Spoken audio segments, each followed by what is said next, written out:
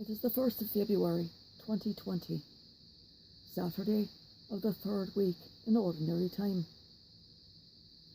Our first reading comes from the second book of Samuel. The Lord sent Nathan to David, and when he came to him, Nathan said, "Judge this case for me. In a certain town there were two men, one rich, the other poor. The rich man had flocks and herds in great numbers, but the poor man had nothing at all except one little ewe lamb that he bought. He nourished her, and she kept up with him and his children. She shared the little food he had, and drank from his cup, and slept in his bosom. She was like a daughter to him.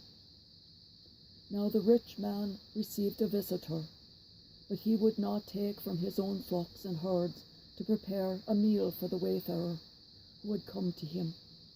Instead, he took the poor man's ewe lamb and made a meal of it for his visitor.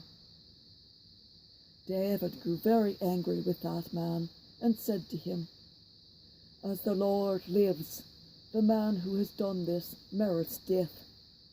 He shall restore the ewe lamb fourfold, because he has done this, and he has had no pity." Then Nathan said to David, "You are the man.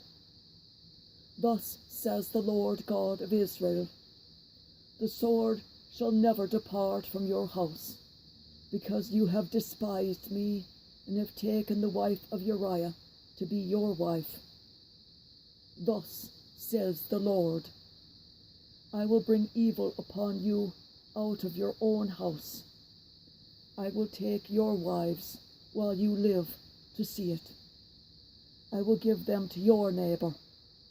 He shall lie with your wives in broad daylight. You have done this deed in secret, but I will bring it out in the presence of all Israel, and with the sun looking down." Then David said to Nathan, "I have sinned against the Lord." Nathan answered David, "The Lord on his part has forgiven your sin. You shall not die. But since you have utterly spurned the Lord by this deed, the child born to you must surely die."